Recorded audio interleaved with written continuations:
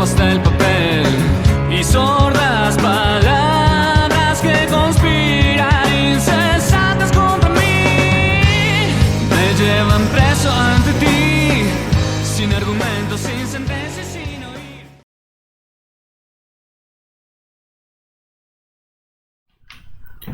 Hola, ¿qué tal a todos? Pues vamos a continuar con el curso y esta vez vamos a seguir hablando de movilidad. Vamos a revisar dos modelos en la computadora. El primero ya lo empezamos a ver la vez pasada, es el modelo de las hormigas forrajeras, y tenemos que hablar un poquito sobre cómo es esa dinámica de las hormigas forrajeras, y vamos a hablar sobre voids. Y los voids tienen que ver con esta imagen que tenemos detrás, que son estos movimientos colectivos en grandes cúmulos, como las escuelas, o las manadas, ¿no? Los movimientos en manada, cómo se dan esos movimientos colectivos coordinados y el tipo de patrones que generan. Les voy a mandar, ya para terminar esta discusión de movilidad animal, 2 artículos para que revisen el fin de semana o para que lo consideren para sus trabajos finales y esto. Uno justamente es una crítica sobre esto lo comentamos la vez pasada, ¿no? Sobre la hipótesis de las caminatas de Levy como ajuste del proceso de movilidad, ¿no? Se llama algo así como: ya es tiempo de abandonar la hipótesis de Levy. Entonces es una buena discusión. Finalmente no aporta demasiados elementos como para decir que es la posición correcta, pero es una buena discusión, pues, para preguntarnos, ¿no? ¿Qué tan buen modelo tenemos? ¿Qué tanto sirve? ¿Qué tanto refleja de la realidad, ¿no? ¿Y qué tanto parte de la realidad misma? Finalmente se vuelve un poco en términos como pues qué tanto podemos decir con matemáticas respecto a la vida, ¿no? Pero es una discusión que tenemos que confrontar en un montón de campos y mejor hacerlo todas las veces que sea necesaria, ¿no? El otro artículo se llama los movimientos en manada pueden llevar a caminatas de Levy, ¿no? Entonces es una descripción matemática de lo que vamos a ver con los voids, que este es otro caminito, pues, utilizando caminatas de Levy, ¿no? Ahora, los 2 modelos que vamos a ver son ejemplos de modelos basados en agentes. Ya no son retículas que cambian de color, ya no son ecuaciones, ¿no? Ni parciales ni ordinarias, ¿no? Es decir, ya no describen sistemas continuos. Los modelos en agentes, pues, son sistemas que se van a la descripción individual, ¿no? de distintos sistemas, de sistemas reales, ¿no? Entonces se trata de encontrar patrones emergentes colectivos, pero la descripción que se hace es de los individuos, ¿no? A partir de los individuos se trata de describir la dinámica general del sistema. vamos a hablar un poquito, antes de ir hacia los modelitos del NetLogo, vamos a hablar un poco sobre modelación basada en agentes y vamos a hablar un poco propiamente sobre NetLogo, ¿no? Hay, de los dos modelos que vamos a ver, está una implementación cada una en Python. Entonces, si nos da tiempo de una vez, hoy vemos esa implementación. Y lo que vamos a ver de Python son pues, los programitas de Hiroki Sayama.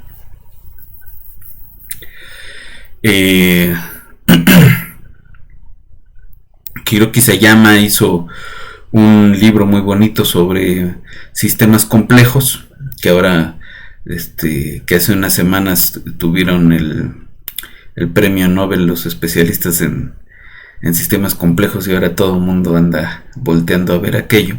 Y Hiroki Sayama es uno de estos expertos en sistemas complejos, que hizo un libro sobre simulación y descripción, ¿no? de distintos sistemas complejos, y esta es la parte más interesante, con distinta herramienta, ¿no?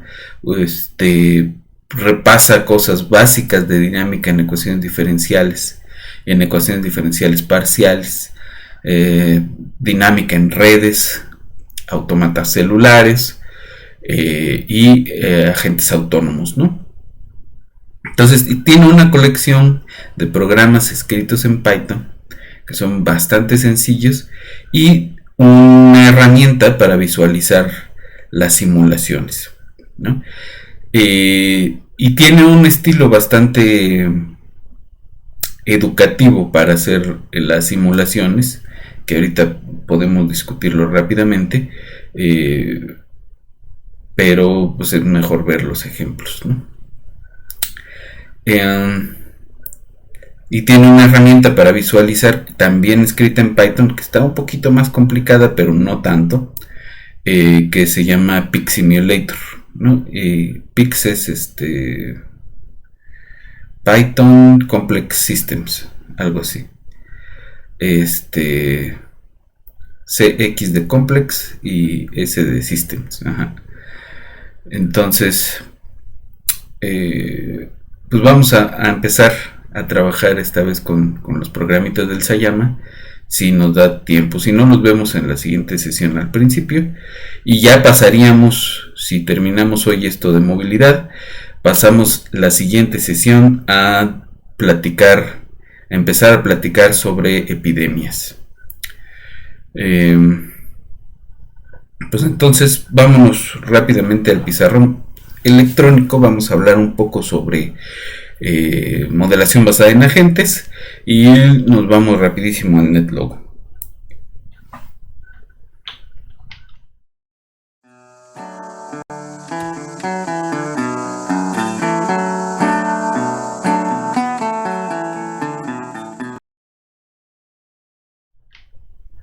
Ok, entonces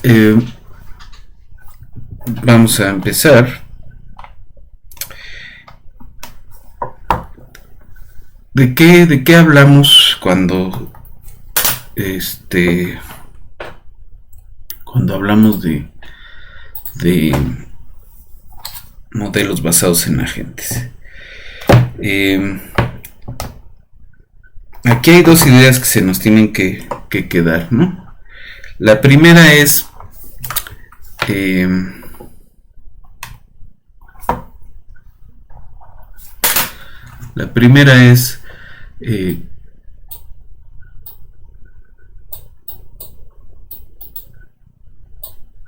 modelos basados en agentes, y la primera es que son modelos que están basados en comportamientos individuales.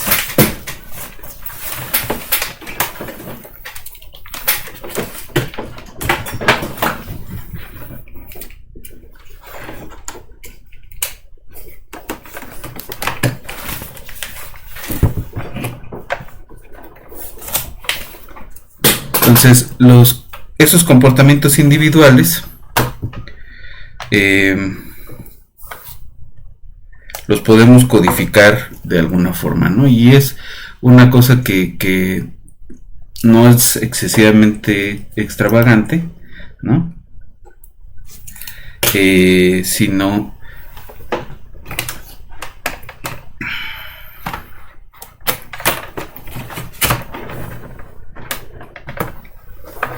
que estamos hablando básicamente de acciones, ¿no? Ahora,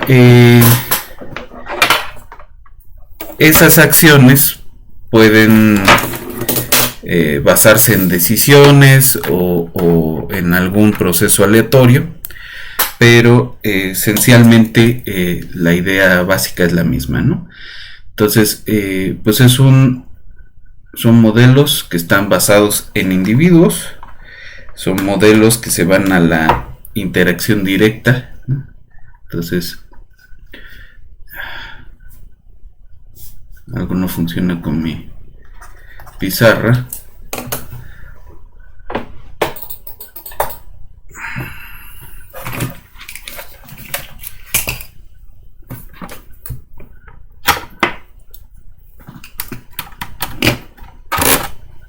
Okay.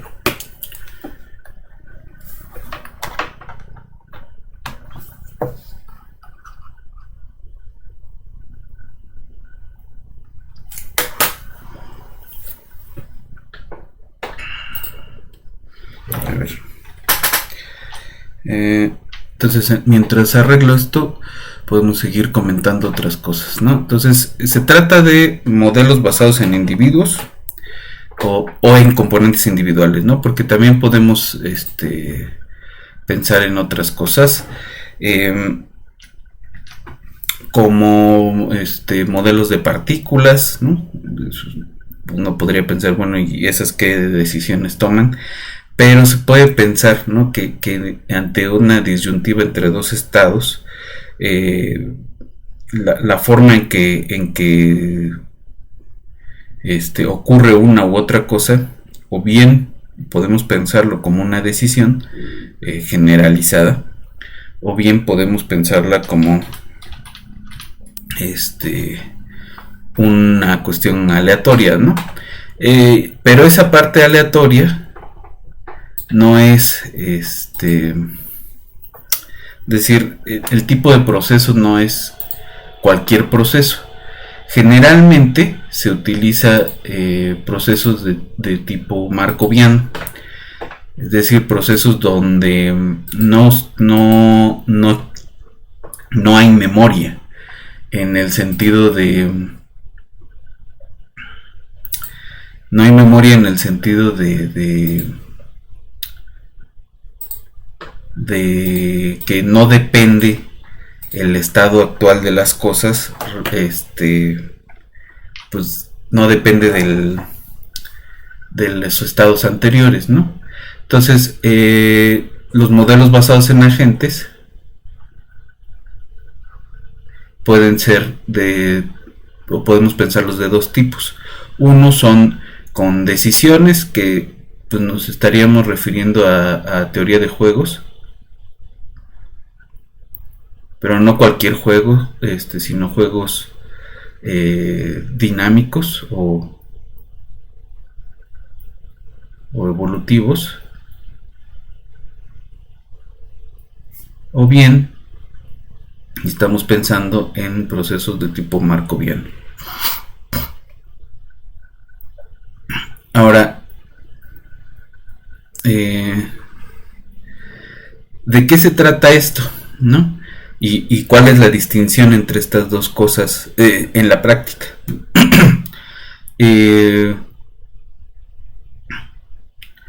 Lo que vamos a tener en un modelo basado en agentes, primero son tres componentes, ¿no?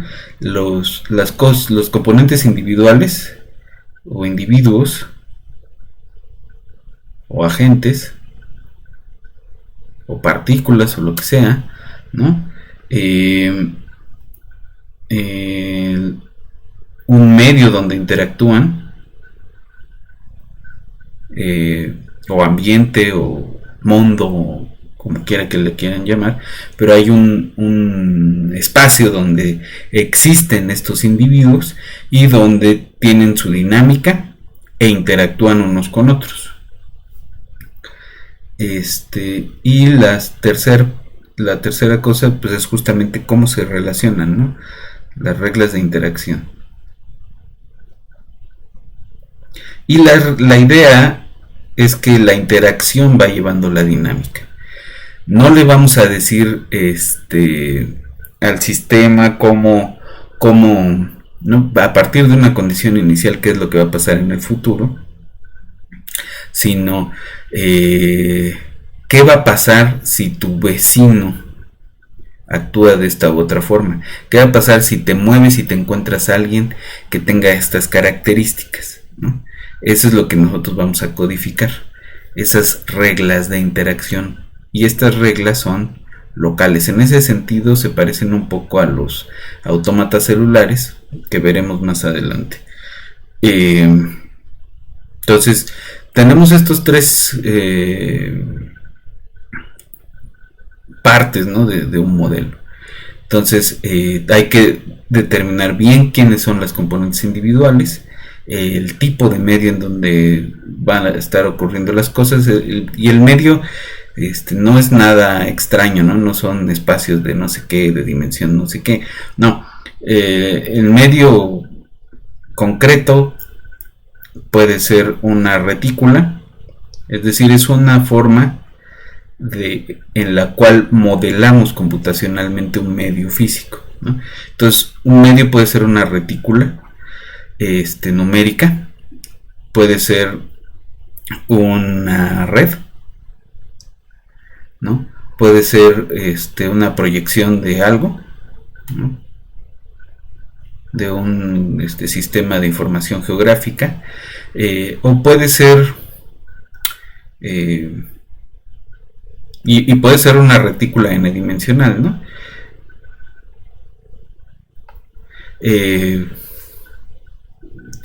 Una retícula, una red, una proyección de un sistema de información geográfica. No me acuerdo si hay otro, ¿no? Ahora, en el NetLogo se pueden hacer tanto ambientes de tipo red como proyecciones de estas cosas, o retículas de 2 y 3 dimensiones.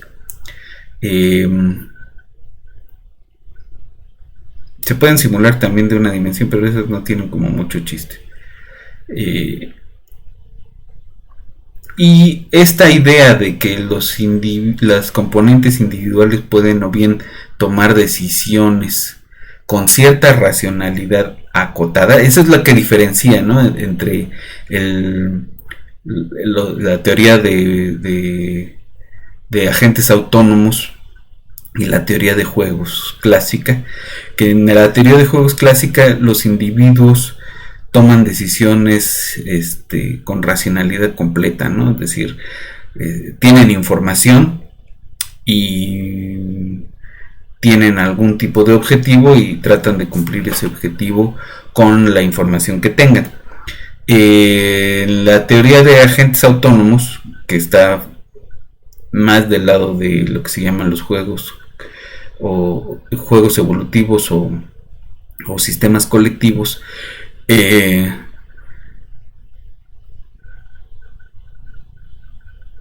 lo que tenemos es lo que se llama racionalidad acotada.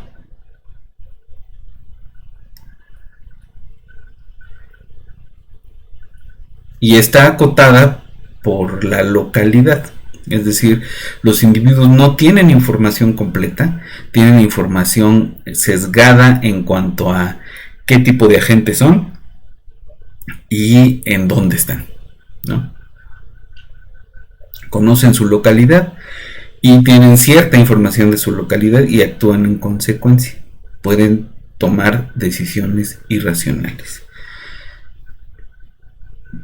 Entonces, en el sentido de tratar de modelar sistemas sociales, pues es una hipótesis bastante razonable, ¿no? En el caso de los procesos markovianos, pues es esta idea de no generar memoria, ¿no? Tu decisión ahorita no depende de la decisión que tomaste antes. Y se toma más o menos aleatoriamente, ¿no? Entonces, ese es otro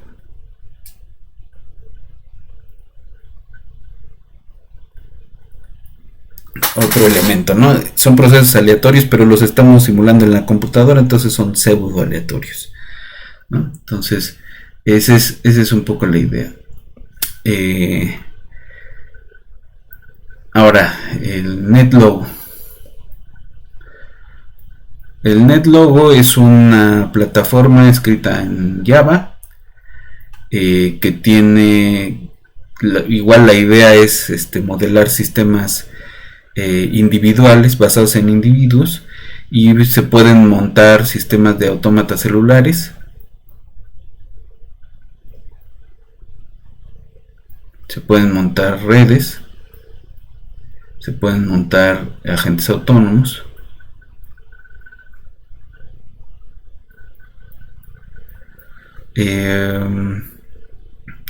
y es gratuita, ¿no? Se puede descargar ahí del internet, y tiene una interfase que puede correr programas en la web con ciertas limitaciones, ¿no? Esto lo escribieron Bill Rand y Uri Vilevsky.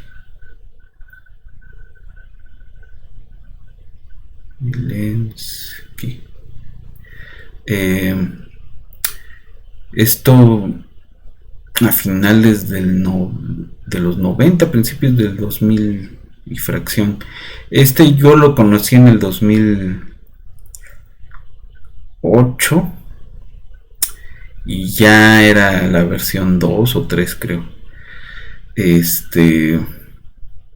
Entonces tiene bastante buen desarrollo. Ya hay una comunidad bastante grande de gente metiéndole mano y haciendo modelitos. Entonces es una buena idea buscarle. Además, Rand y Vilevsky tienen un libro que ahorita no recuerdo el título, pero está ahí en el repositorio que les mandamos, ¿no? Tienen un libro sobre modelación basada en agentes y NetLogo, ¿no? Entonces, si les interesa, pues es una buena fuente. Vámonos al NetLogo y vemos qué tiene de interesante esto, y luego ya vamos a ver los dos modelitos, ¿no?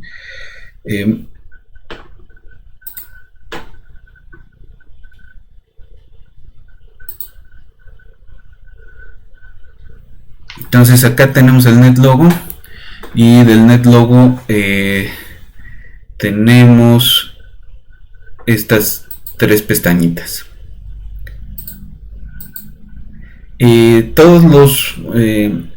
Para todos los modelos están estos tres. En donde dice ejecutar, lo que tenemos es pues el ambiente donde se va a estar viendo la simulación, los resultados de la simulación. En la información pues es un archivo de texto adjunto donde se va documentando, y viene esta plantilla, ¿no? Que es qué es, ¿no? Hacer una descripción del modelo, cómo funciona, que es la descripción de la dinámica, cómo usarlo, que es la descripción de la simulación, cosas a notar, ¿no? Qué es lo que se quiere estudiar de esto, cosas a tratar, ¿no? Posibles extensiones, y qué cosa estás usando de NetLogo, y si hay algún modelo que está relacionado, ya sea porque esté inspirado en, porque tenga partes de, o porque sea como una familia ahí de modelos que se están desarrollando paralelamente, ¿no? Y los créditos, si se están usando alguna otra cosa, o los créditos propios, ¿no? Cómo citar el modelo. Y en la parte del código pues tenemos lo demás, ¿no? Entonces El modelo que quiero que revisemos primero está en la biblioteca de modelos, en una parte que dice biología, y allí hay uno que se llama ants, ¿no? Hormigas. Hay tres versiones de esto. Ahorita si quieren vemos otra, pero vamos a ver el modelito. Entonces, aquí está la información, ¿no? Dice, en este proyecto la colonia de hormigas forrajea comida.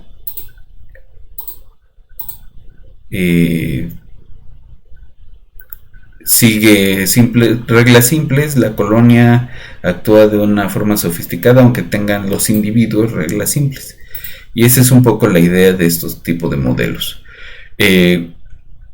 ¿Cómo funciona? Cuando una hormiga encuentra un pedazo de comida, se lo lleva al nido y va dejando un rastro químico cuando se mueve. Las otras hormigas huelen el químico y siguen el rastro hacia la comida, y mientras más hormigas regresen al nido con comida, se hace más fuerte el rastro químico. ¿Cómo se usa? Le picas el setup para poner las pilas de comida y el nido, y el Go lo que hace es empezar la simulación. Evaporation rate controla la tasa de evaporación del químico. Diffusion rate controla la difusión del químico, ¿no? Ese químico es una feromona, o simula una feromona. Lo que ocurre en la realidad es que el forrajeo de las hormigas, pues lo podemos pensar en dos etapas. La primera es de búsqueda y la segunda es el regreso, ¿no? Entonces, la búsqueda, pues ahí ya sería, creo que es un caminante browniano, y sería bueno, un buen proyecto, compararlo con un caminante de Levy. Entonces hace una búsqueda aleatoria en el espacio. Si encuentra comida, conoce el camino de regreso con cierto sesgo a su casa, ¿no? Al nido, al hormiguero. Y cuando regresa va dejando un rastro de un químico que es una feromona.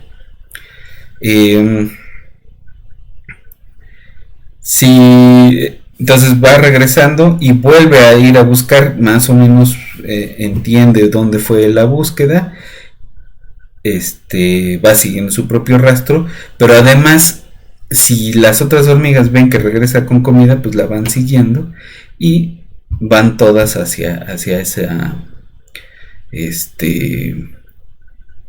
hacia ese sitio, ¿no?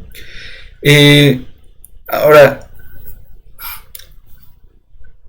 esta técnica de hormiga de forrajear, pues podemos pensarla de la siguiente forma, ¿no? Hay una recompensa si el camino que tomas te lleva a un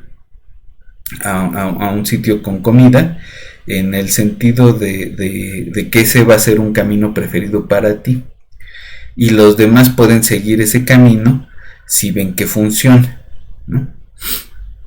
Si no, se descarta. Entonces, esa es un poco la idea. Ahora, ¿qué tan rápido pueden tomar ese camino? Depende del rastro de feromonas, y mientras más hormigas, más fuerte es el rastro de feromonas. Ahora, si el rastro no es suficientemente fuerte, se va a descartar el camino, aunque haya sido exitoso, ¿no? Entonces, esa es un poco la idea.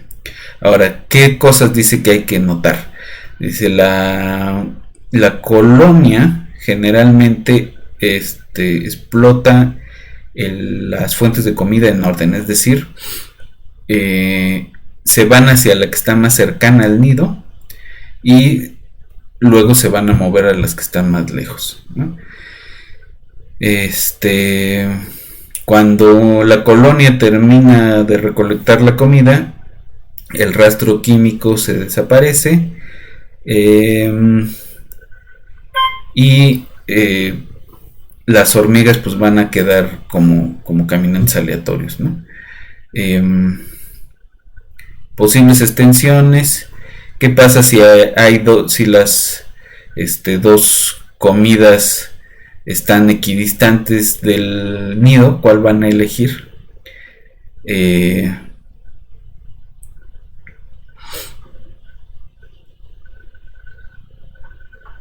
¿Qué otro tipo de estrategias pueden usar las hormigas reales para seguir los rastros de comida? Y las hormigas solo responden al químico en niveles entre 0.05 y 2. Es decir, no son infinitamente sensibles. ¿Qué pasa si pueden sentir más, ¿no? ¿Qué pasa si se quita el límite superior? ¿Qué pasa y por qué? Ahora, en este caso, el químico se difunde, ¿no? Y entonces la idea es que se utiliza un método que originalmente no existía, pero que se fue desarrollando, que es como una quimiotaxis, ¿no? Se sigue el gradiente del químico, es decir, el agente de alguna forma sabe detectar el gradiente local del químico y dirige su movimiento hacia ese gradiente. Es una difusión fickiana.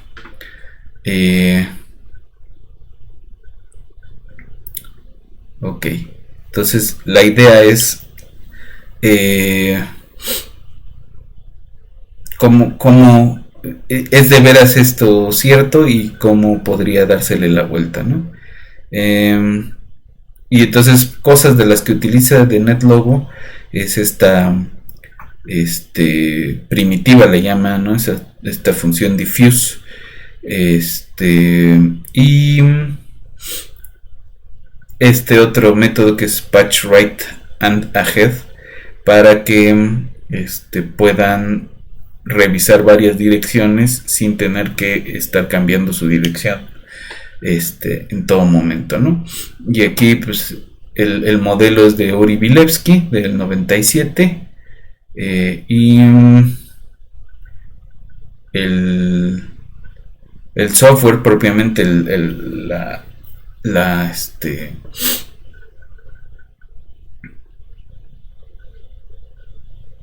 la plataforma pues también es del 99, ¿no?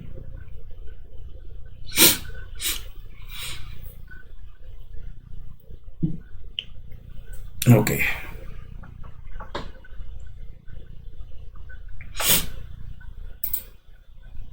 Ahora el código. Vamos a verlo un poco más grande.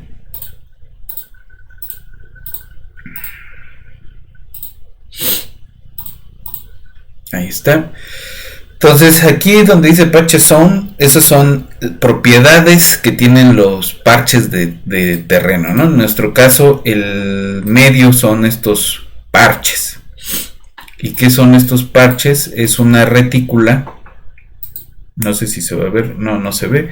Es una retícula de 35 por 30, de 71 por 71. Y las condiciones de frontera son las de un toro plano, es decir, que esta frontera es esta frontera orientada y esta es esta con la misma orientación, ¿no? Es un toro plano. Y en las propiedades de eso se puede ponerle el tamaño de la retícula, ¿no? Puedes hacerlo más grande o más pequeño. Y puedes ponerle otras condiciones de frontera. Puede ser un mundo finito o puede ser un cilindro orientado ya sea de este lado o de este lado. Ok, entonces los parches tienen químico, que es qué tanto de ese químico hay en ese parche, comida, si ese parche contiene el hormiguero, el rastro hacia el hormiguero, y si es alguna de las fuentes de alimento, ¿no? Luego viene el setup, y aquí el setup viene en 4 pedazos, ¿no? O sea, setup siempre tiene clear all y reset ticks al final, ¿no? Aquí es un procedimiento que no habíamos visto, es set default shape, y lo que hace es darle una forma específica a los agentes, ¿no? Usualmente, y ya lo habíamos visto, pues son como una especie de triangulito, y en este caso van a ser bichos, ¿no? Y esos bichos se ven como hormigas, y se crean tantos como diga la variable población, que es esta, ¿no? De tamaño 2 y de color rojo. Luego se carga setup patches. Y setup patches le pide a los parches del terreno que corran 2 setups más, el setup nest y el setup food, y se colorean los parches adecuadamente, ¿no? Setup nest es la distancia al 0,0, es decir, a la celda central de toda la retícula, que sea menor a 5, ¿no? Es decir, agarra un radio de 5 y nos va a pintar un disco de tamaño de radio 5, ¿no? Y el nest cent son 200 a la distancia del centro del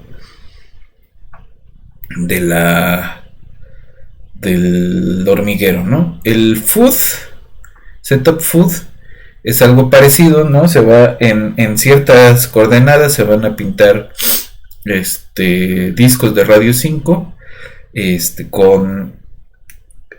van a ser 3 discos, ¿no? Y ya, ¿no? Eso es lo único que se está haciendo. Y recolor patch es, si estás en el nido, si eres un parche del nido, tu color va a ser violeta. Si eres un parche de comida y eres el parte de la fuente número 1, tu color va a ser cian. Si eres de la fuente número 2 va a ser cielo, y de la número 3 va a ser azul. Van a ser 3 tonos de azul.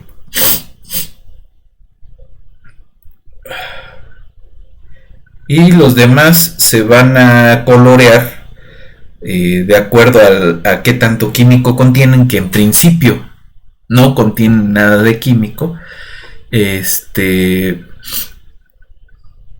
Y se van a pintar de color verde, ¿no? Entonces, ahí donde hay mucho químico va a ser un verde intenso, y se va a ir decolorando de acuerdo a cómo se va perdiendo, ¿no?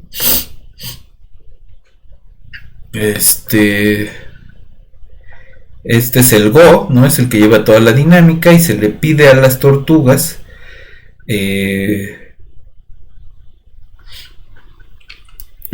es un retraso de lo inicial, y se pintan de color rojo.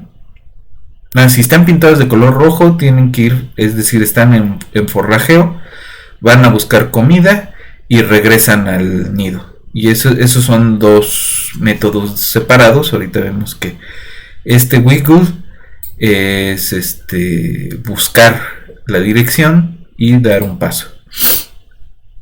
Mientras dan ese paso, difunden el químico a una tasa de difusión y luego se le pide a los parches que actualicen el nivel de químico de acuerdo a esto, ¿no? Y que recoloren.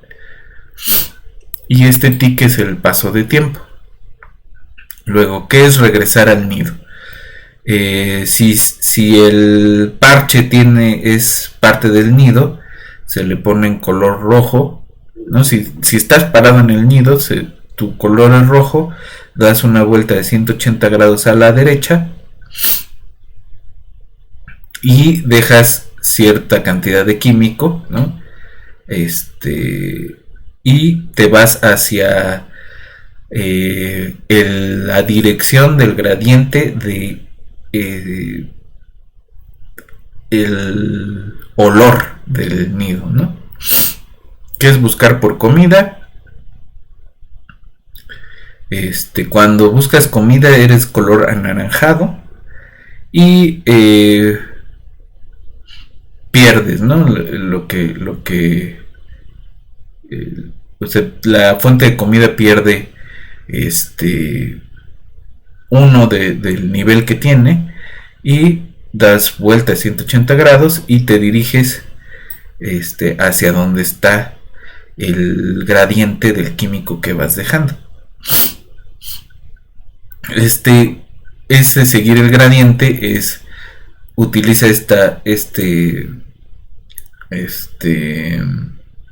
método send ahead, send right y send left,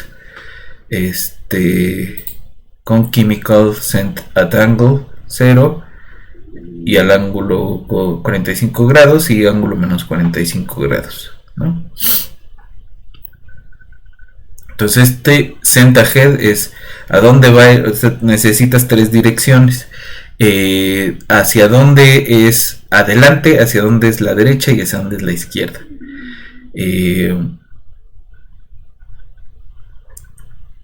Y eso te va a orientar, ¿no? Entonces, si send right es más grande que send ahead o send left es más grande que send ahead,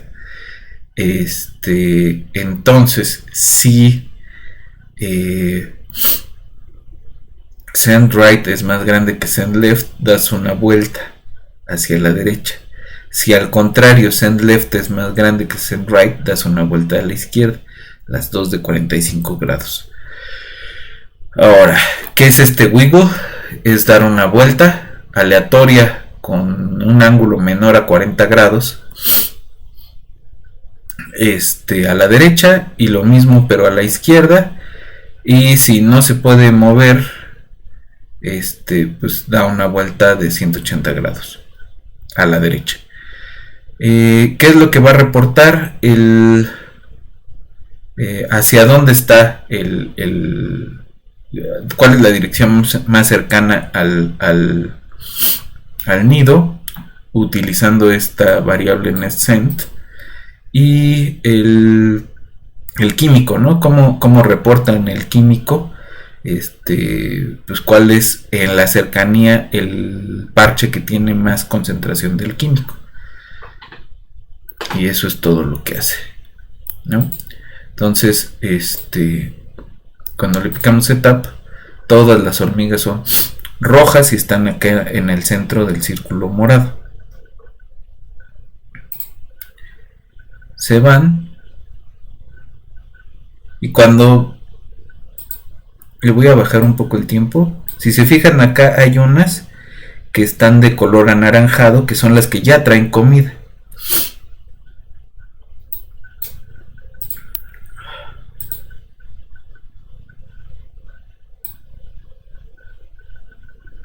Ahí lo vamos a ver un poquito más lento.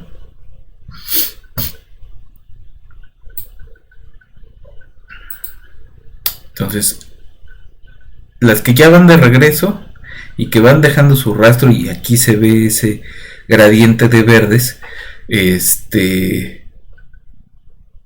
pues ya son anaranjadas, ¿no? Son las dos etapas del forrajeo.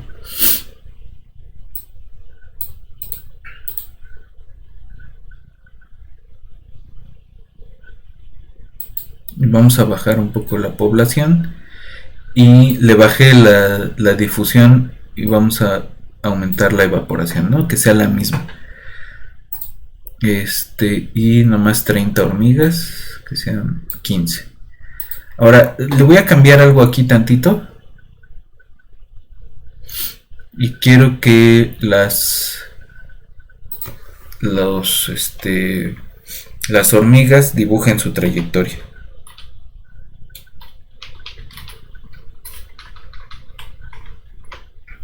Ahí está. Entonces,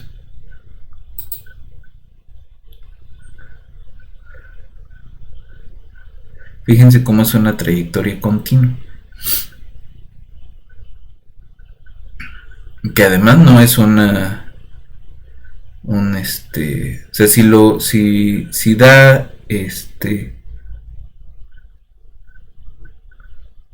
pasos muy pequeños, ¿no? Es por el tipo de vuelta que da que se ve así, ¿no?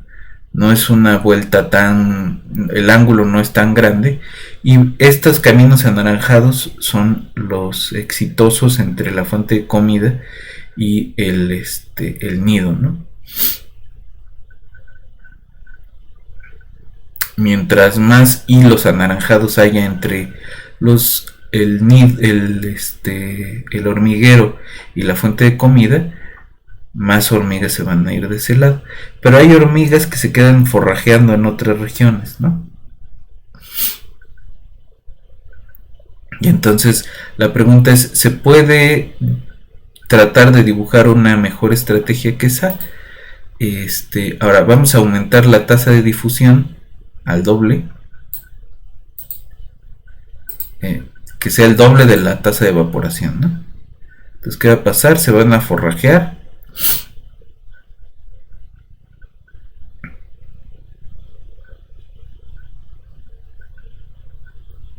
Y esta, que es la más cercana, que tarda más en evaporarse, pues ya tiene varios caminitos, ¿no?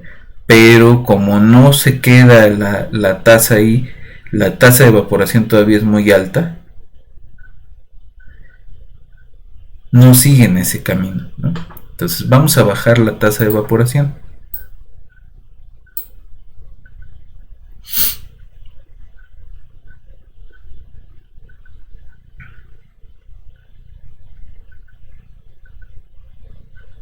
Y aquí ya quedaron varias atrapadas en ese camino. Y entonces, como están constantemente caminando en esta dirección, ya pueden hallarlo. Ahora, fíjense cómo hay un juego entre esa tasa de evaporación y la cantidad de hormigas, ¿no? Mientras más hormigas sean, más rastro dejan, más terreno exploran, ¿no? Y fíjense cómo si logran pescar ese camino de regreso de la comida al hormiguero, dejan de explorar todo el espacio, ¿no? Es más eficiente. Pero eso depende de la tasa de evaporación del químico y del tamaño de la población. Si hacemos más grande la población inicial, y ya lo podemos hacer un poco más rápido, afecta menos la tasa de evaporación, ¿no? Incluso si lo tuviéramos en el 16 original, ¿no?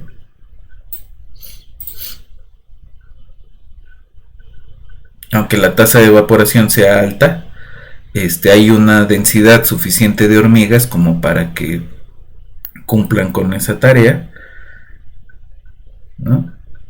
Y fíjense cómo queda dibujado estos caminos más densos entre las fuentes de comida y el nido.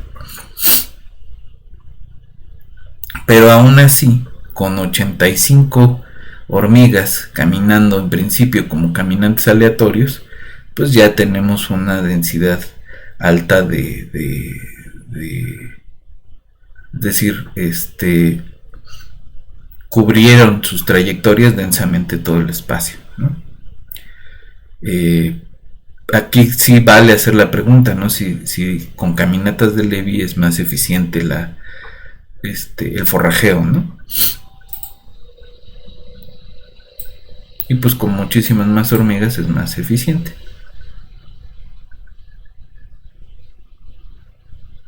aquí ya se van a acabar esta, están por acabarse esta, entonces estas se van a mudar al otro camino. Entonces hay una preferencia entre una fuente de comida cercana y se van luego a la que le sigue más cercana. Y la pregunta que hacen que intentar, ¿no? Es ¿qué pasa si están en un triángulo, ¿no? Si todas son igualmente cercanas.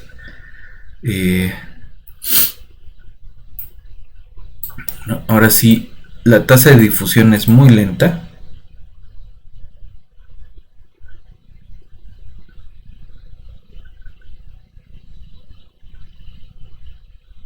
No va a importar demasiado porque son bastantes hormigas, ¿no? O sea, aquí aparentemente lo más importante es la densidad de hormigas, ¿no?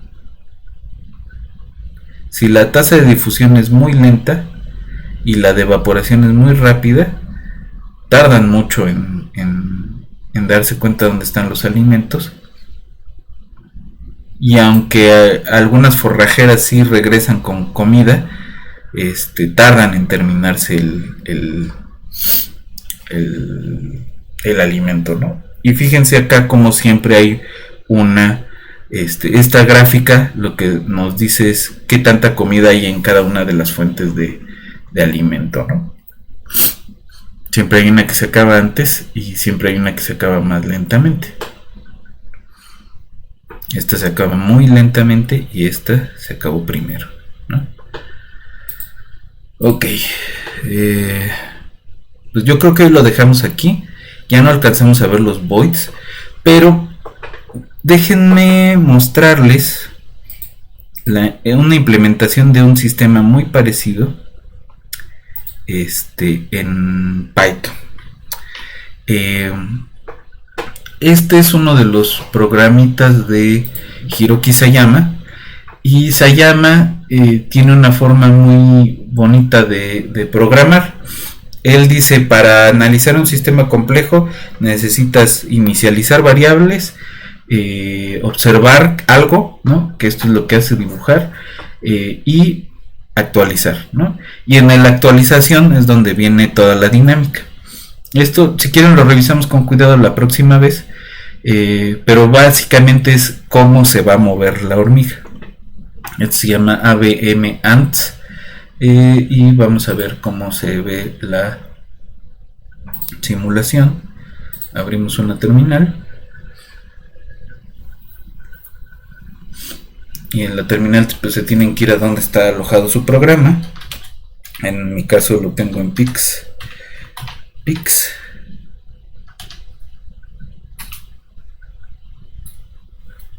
A ver. De Pix y vamos a abrir con Python 3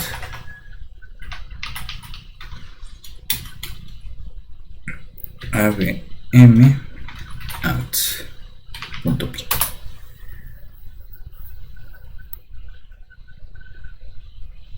Y ahí los tenemos. Esas bolitas azules son hormigas y van a ir buscando alimentos, ¿no? Las azules son las que están buscando y las rojas son las que ya traen alimento. Y estas cosas amarillas pues son fuentes de alimentos. Y digo, la simulación es más, es menos vistosa, pero es esencialmente la misma idea. Y en el código podemos ir jugando con el número inicial de bichos con distintas condiciones iniciales, ¿no?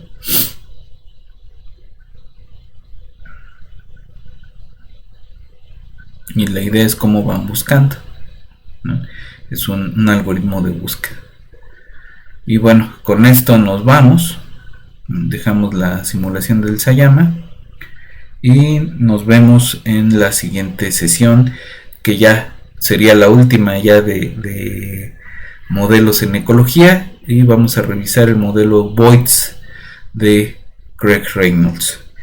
Nos vemos en la siguiente sesión.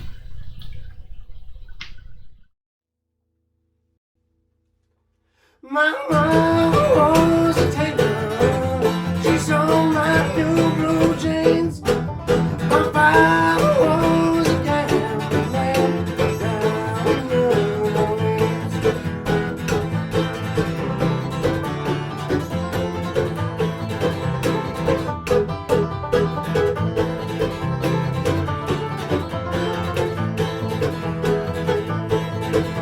The only thing a gambler needs is a suitcase and a trunk.